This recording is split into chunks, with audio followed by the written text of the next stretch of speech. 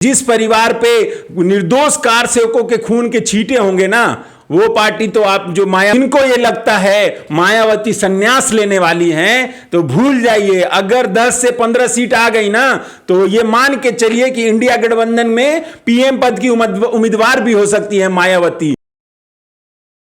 नमस्कार, मेरा नाम है राजेश सिंह और आप सभी का मेरे YouTube चैनल पर फिर से एक बार स्वागत है। मायावती की माया, कहीं धूप कहीं छाया। मायावती को समझ पाना सबके बस की बात नहीं है। बहुजन समाज की मसीहा कही जाने वाली मायावती का अपना एक राजनीतिक तिलिस्म है, जिसको समझ पाना उनके भतीजे और उनके नजर में गिरगिट सपा प्रमुख अखिलेश की बस की बात नहीं है। अखिलेश और चंद्रशेखर रावण तो मायावती जी के राजनीति के सामने एकदम बच्चे हैं। जो लोग ये सोच के खुश हो रहे थे कि अब मायावती जी आकाश आनंद को अपना उत्तराधिकारी घोषित करके खुद राजनीति से संन्यास ले लेंगी, उनके मुंह पे तमाचा मारते हुए अपने 68वें जन्मदिन पर सारे विपक्षी दलों और सत्ता में आसीन दलों को करारा मैसेज दिया, अभी हम जिंदा हैं। 68वें जन्मदिन पर दिए भाषण में उनके निशाने पर अखिलेश ही थे, लेकिन छोड़ा उन्होंने बीजेपी और कांग्रेस को भी नहीं।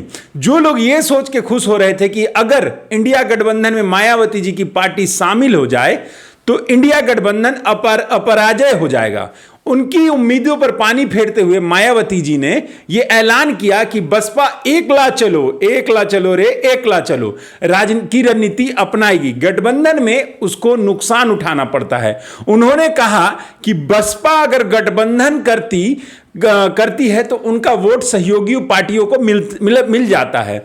90 के दशक में जो गठबंधन हमने किया, उसमें भी हमारा वोट सपा और कांग्रेस को मिल गया था और उससे हमें नुकसान उठाना पड़ा था। उन्होंने पहला प्रहार किया अखिलेश यादव को। उन्होंने कहा कि विपक्ष के इंडिया गठबंधन को लेकर अखिलेश ने सोची समझी रणनीति के तहत गिरगिट की तरह रंग बदला है। गिरगिट और अखिलेश, हाँ, कुछ हद तक तो सही भी कहा है मायावती जी ने। सपा के बारे में देखिए ना, इन्हीं के पापा ने निर्दोष कार सेवकों की हत्या करवाई थी और आज अपने आप को पक्का सनातनी कहने वाले अखिलेश बोल रहे हैं कि सपरिवार प्रभु श्री राम का दर्शन करेंगे। किस मुंह से करेंगे दर्शन, ये तो बताइए। आपके परिवार पर तो निर्दोष कार सेवकों के खून के छींटे हैं, गिरगिट की निशानी तो है आप में। चलिए छोड़िए, आई डोंट लाइक राजनीति। दूसरा प्रहार उन्होंने बीजेपी पर किया। उन्होंने कहा लोगों को रोजगार देने के बजाय फ्री का राशन देकर गुलाम बनाया जा रहा है। हमने 4 बार की शासन में सभी वर्गों के लिए काम किया, अल्पसंख्यक, गरीब, मेहनतकश किसान लोगों के लिए जन कल्याणकारी योजनाएं चलाई थी, लेकिन अभी के सरकार में जातिवादी होने की वजह से यह सब नहीं हो पा रहा है। तीसरा प्रहार उन्होंने किया ईवीएम पर। उन्होंने कहा कि ईवीएम में धांधली की खबर लगातार मिल रही है। अभी तो चल भी रहा है ईवीएम के बारे में बहुत सारा कुछ। अगर धांधली नहीं होगी तो बसपा का वोट प्रतिशत बढ़ जाएगा।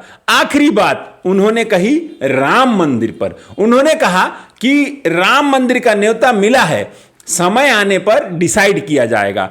आगे चलकर अगर कोई मस्जिद के लिए भी ऐसा कार्यक्रम किया जाएगा तो हम उसका स्वागत करेंगे। वाह दीदी वाह, वाह दीदी वाह, क्योंकि हमारी पार्टी धर्मनिरपेक्ष पार्टी है और हम सभी धर्मों का स्वागत करते हैं। वाह मायावती जी वाह, वाह मायावती जी वाह। ये तो हुआ मायावती जी का स्टेटमेंट। अब बताता हूं उनकी मंशा क्या है, इसके पीछे है। देखिए, पहली बात तो यह है कि मायावती जी को समझना बच्चों का खेल नहीं है। इसलिए मैंने पहले ही बोला था कि अखिलेश और चंद्रशेखर अभी बच्चे हैं मायावती जी के सामने। एक प्रेस कॉन्फ्रेंस से न जाने कितने निशाने साध दिए मायावती जी ने। सबसे पहला निशाना उन्होंने लगाया उन पर जो ये प्रोपेगेंडा फैला रहे थे कि मायावती संन्यास ले रही है, उनके गाल पर तमाचा दिया। दूसरा, अपने आप को धर्मनिरपेक्ष बताकर हिंदू को भी खुश कर दिया और मुसलमान को भी खुश कर दिया। बोले तो किसी भी धर्म का वोटर उनसे ना खिसके।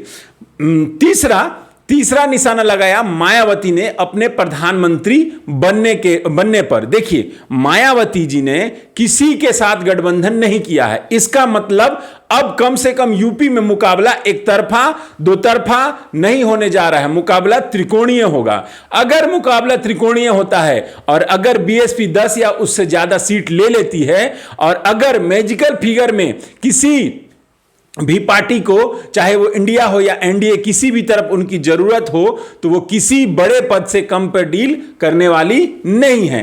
इंडिया गठबंधन में तो ये पद प्रधानमंत्री का भी हो सकता है, लेकिन बीजेपी में थोड़ा संशय है क्योंकि वो सीट तो अभी फुल है। हालांकि मुख्यमंत्री योगी आदित्यनाथ ने मायावती जी के जन्मदिन पर उनको फोन करके गठबंधन के रास्तों को खुला रखा है। आगे देखिए होता है क्या। और जिनको जिनको लगता है कि मायावती जी इंडिया या एनडीए का कुछ नहीं बिगाड़ पाएंगी, तो एक बार यूपी में लोकसभा के लिए हुए चुनाव में बीएसपी का वोट परसेंटेज देख लें, उसका इतिहास खंगाल लें। इस वीडियो में इतना ही, मिलता हूं नए वीडियो में, तब तक के लिए जय हिंद, जय भारत, भारत माता की जय।